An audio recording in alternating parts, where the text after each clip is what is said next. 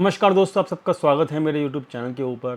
दोस्तों आज मैं लाइव भी आया था और लाइव मार्केट में हम लोगों ने जब मार्केट 23,800 के आसपास थी तो हमने ये एक्सपेक्ट किया था कि मार्केट यहाँ से 24,000 तक का जो बाउंस है वो दिखा सकता है और 23,800 के आसपास हम लोगों ने ये कहा था कि थोड़े से शॉर्ट्स जो हैं वो कंट्रोल करके रखना और थोड़ा सा बाउंस आ सकता है। ठीक है, तो बाउंस आया भी, 24,000 मार्केट में आ भी गया और 23,800 के लेवल के आसपास हमारी बात हुई थी।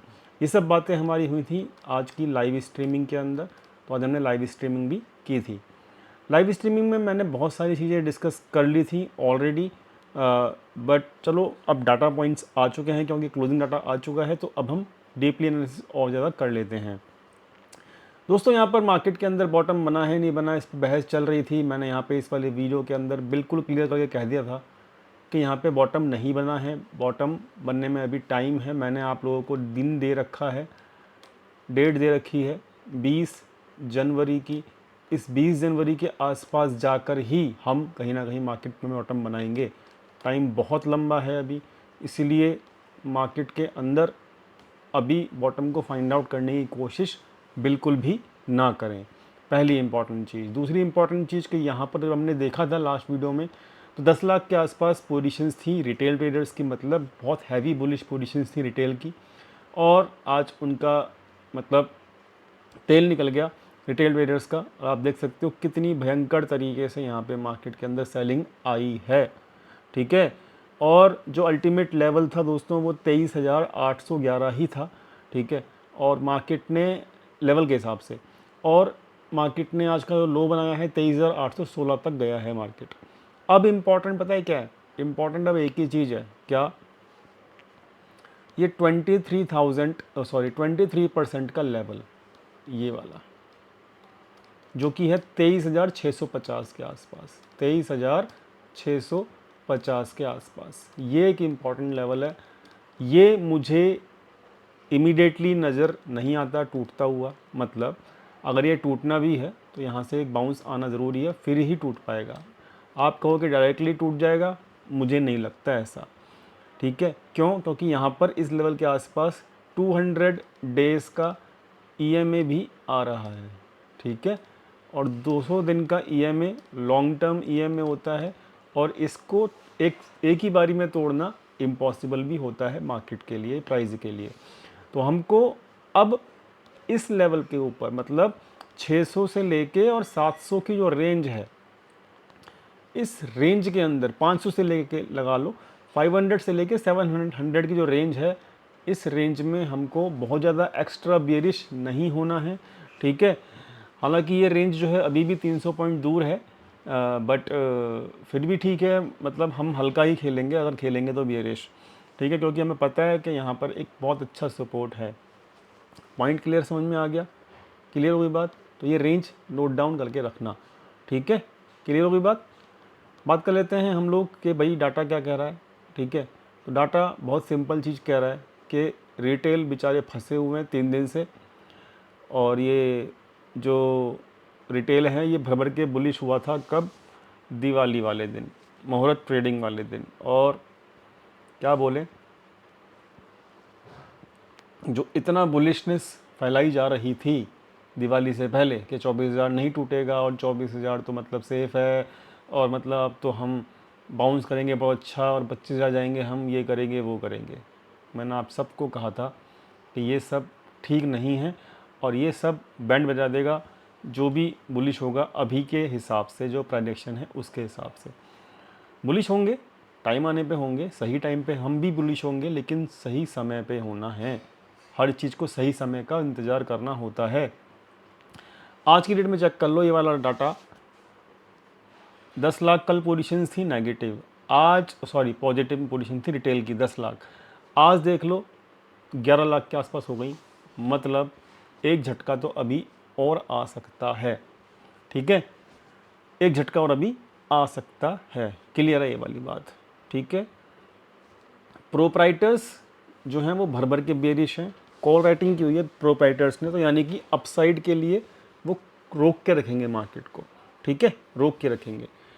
अब एक इम्पॉर्टेंट बात, ये तो हो गया डाटा पॉइंट्स की बात। अब मैं आता हूँ मुद्दे पे यूएस इलेक्शन के मुद्दे पे जो मेरा एनालिसिस है, मैं गलत हो सकता हूँ, बहुत बड़ा इवेंट है, मैं कुछ भी नहीं हूँ यूएस मार्केट या फिर वर्ल्ड मार्केट के सामने, मैं कुछ हूँ ही नहीं।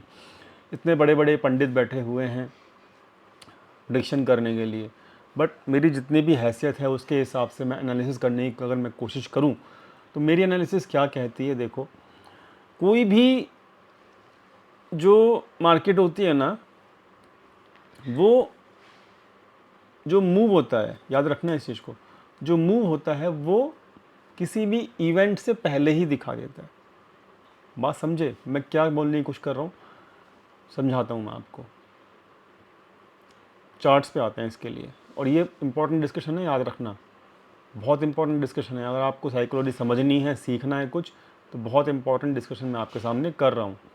जैसे इंडिया में इलेक्शन हुए थे, ठीक है, इंडिया में इलेक्शन हुए थे ना, मार्केट जो है उससे पहले, ये देखो ये इलेक्शन का दिन है, उससे पहले चेक करो मार्केट ने कितनी अच्छी रैली दिखाई है ना, दिखाई है, यहाँ से लेके और यहाँ तक की रैली दिखी है।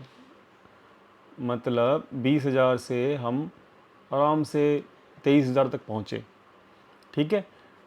और इलेक्शन रिजल्ट्स अच्छे नहीं थे इंडियन मार्केट में, मार्केट ने गिरा, 10% गिरा वहाँ से मार्केट, मतलब टोटल रैली का हाफ एक ही दिन में ख़त्म हो गया।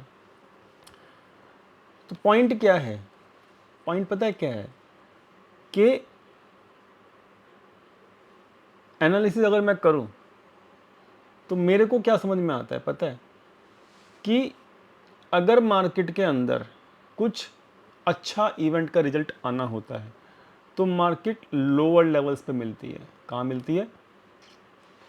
लोअर लेवल्स पे, ठीक है।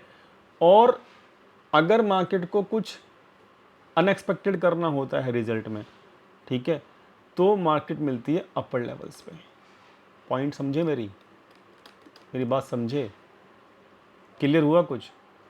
मैं आपको एक और एग्जांपल देता हूँ, ठीक है, एक और एग्जांपल देता हूँ।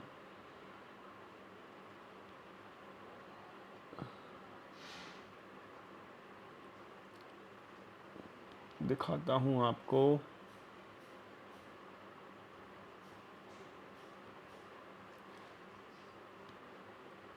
बजट का दिन था वो, मुझे अभी भी याद है, ठीक है।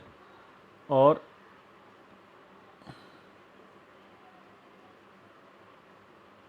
ये था वो, ठीक है, यहाँ पे ये था मेरे ख्याल से बजट का दिन।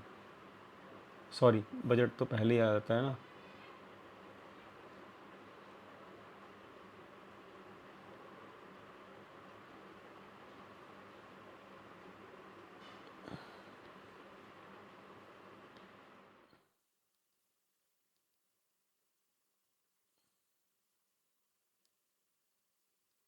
चलो, मुझे डेट नहीं मिल रही है, बट पॉइंट मेरा आप समझे, मैं आपको समझाने की क्या कोशिश कर रहा हूँ, ठीक है।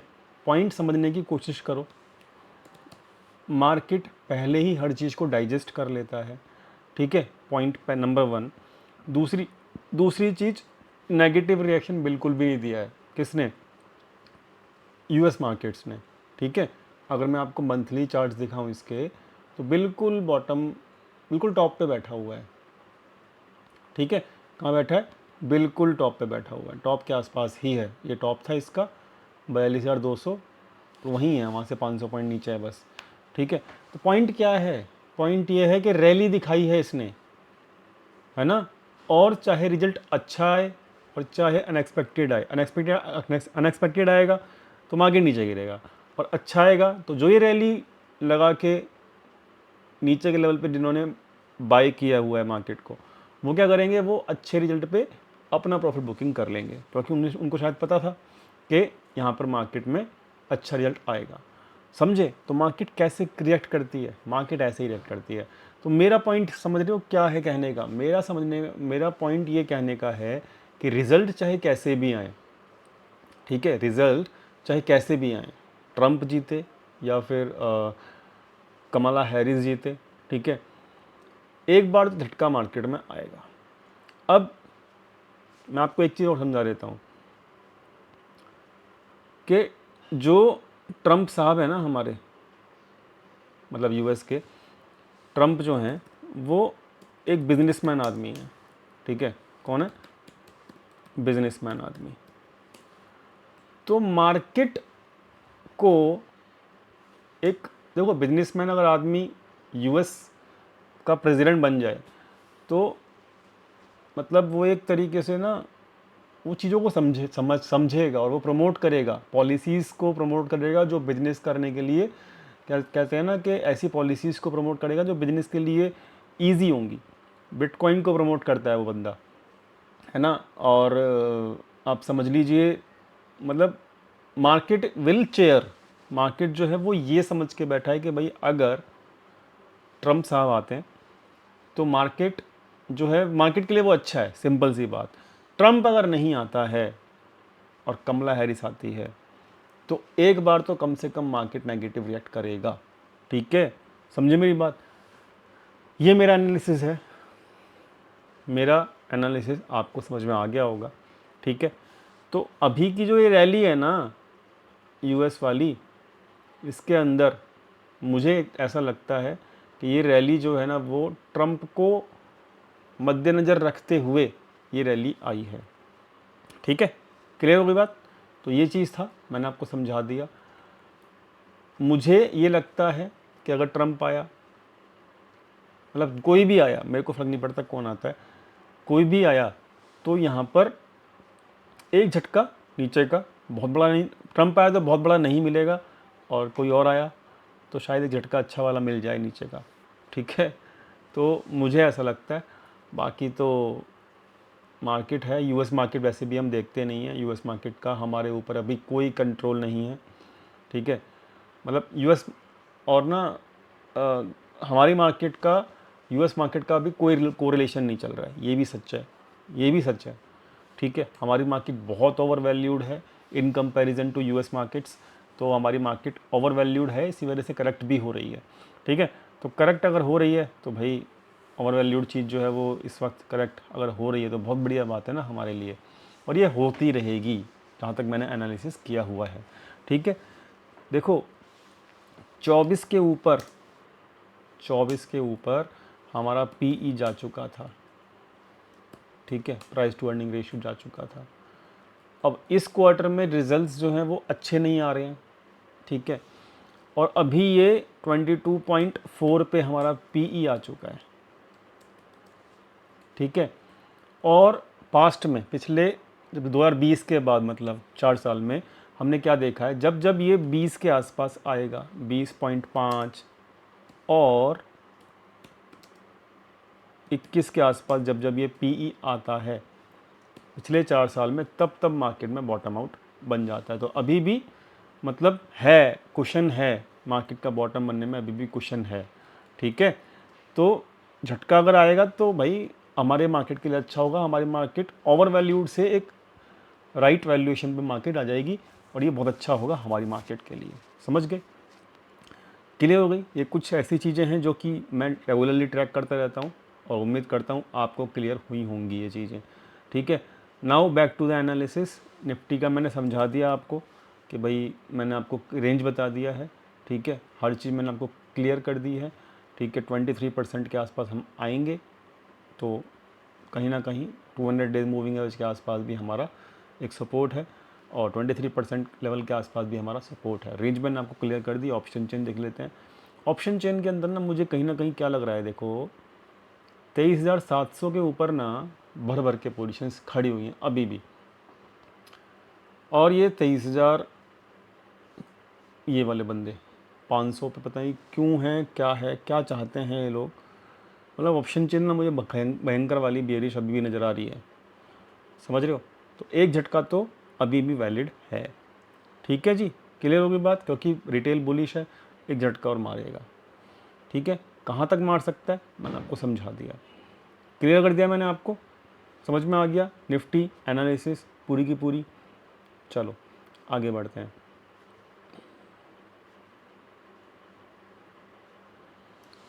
आ जाओ फटाफट से HDFC बैंक की एनालिसिस पे।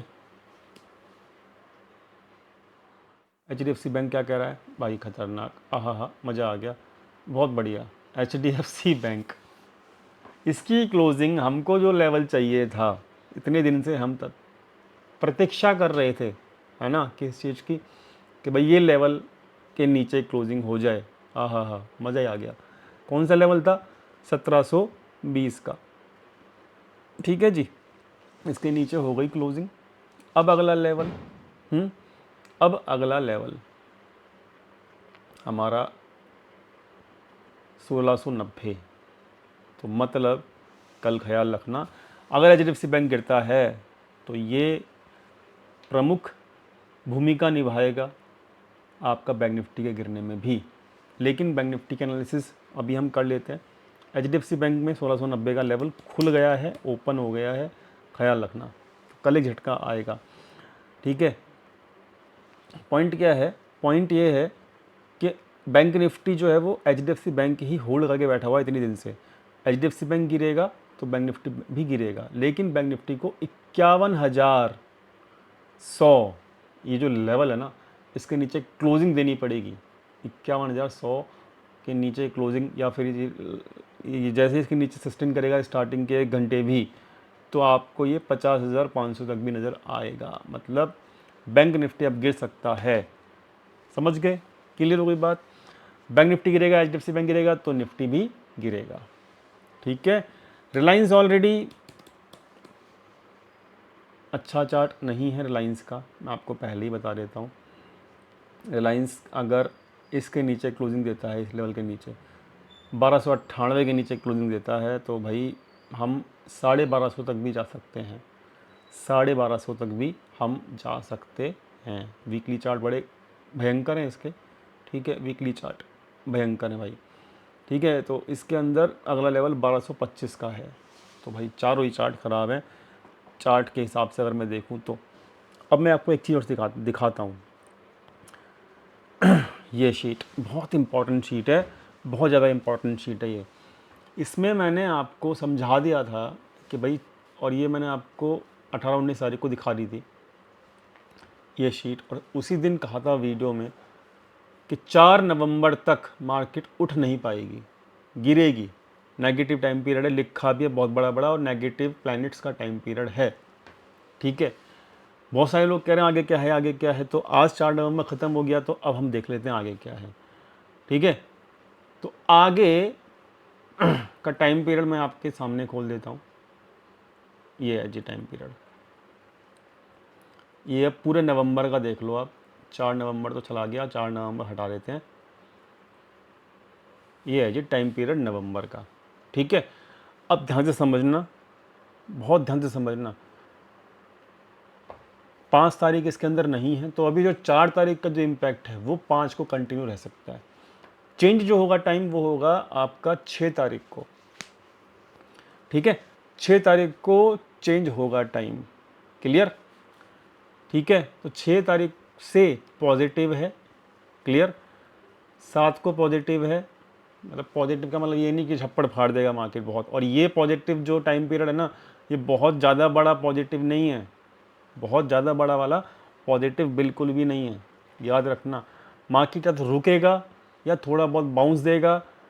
ठीक है, क्योंकि उसके बाद 16 तारीख या फिर 17 का डेट लगा लो, यहाँ से फिर गिरेगा मार्केट, फिर गिरेगा। ठीक है, तो ये डेट्स मेरी फिक्स हैं, प्रीफिक्स्ड होती हैं। ठीक है, और मैं आपको समझा देता हूँ कि 8 तारीख को भी एक हल्का सा गिरावट है, हल्की सी, बहुत नाम की है वो। ठीक है, 12 की भी है। मतलब देखो, 6 तारीख से लेके 14 तारीख तक का टाइम पता है कैसा होगा? 2 दिन मार्केट ऊपर, एक झटका मारा, फिर ऐसे 1-2 दिन मार्केट ऊपर, फिर झटका मारा। मतलब ऐसे द मार्केट विल, मतलब गिरेगा नहीं। 6 तारीख से मार्केट ऐसे ऐसे करता रहेगा, जिग जग जिग जग जिग जग जिग जग। तो जब गिरेगा नहीं ना, तो हम उस टाइम पीरियड को पॉजिटिव मानते हैं। अगर मार्केट गिरेगा नहीं तो that time period will become a positive time period for me. मैं इसको ऐसे ही एज्यूम करता हूँ। लेकिन बहुत बड़ा टाइम पीरियड पॉजिटिव नहीं है ये, बहुत बड़ा पॉजिटिवनेस नहीं है इसके अंदर। ठीक है, ख्याल रखना 6 तारीख से लेके और 16 तारीख तक का टाइम पीरियड, ये 16 है, ठीक है, 15 तक 15-16 ही मान लो, क्योंकि 17 से तो कंफर्म है नीचे गिरना चाहिए। 16 है ना, इसको भी ले ही लो, टाइम पीरियड को ग्रीन कर लेते हैं, कोई दिक्कत नहीं है। हमें तो वैसे भी इसके अंदर कोई इंटरेस्ट है नहीं ऊपर का मूव प्ले करने में। ये टाइम पीरियड है, 6 तारीख से काम टाइम पीरियड चालू होगा, रात को होगा वो भी, ठीक है, 6 तारीख को रात से चालू होगा। बट ठीक है, कल का डाउन मूव अगर हमारे रेंज पे आ जाता है, जो रेंज हम एक्सपेक्ट कर रहे हैं, तो हमारा डाउन मूव टारगेट भी पूरा हो जाएगा, और ये एस्ट्रोलॉजी भी यही बोल रही है, ठीक है।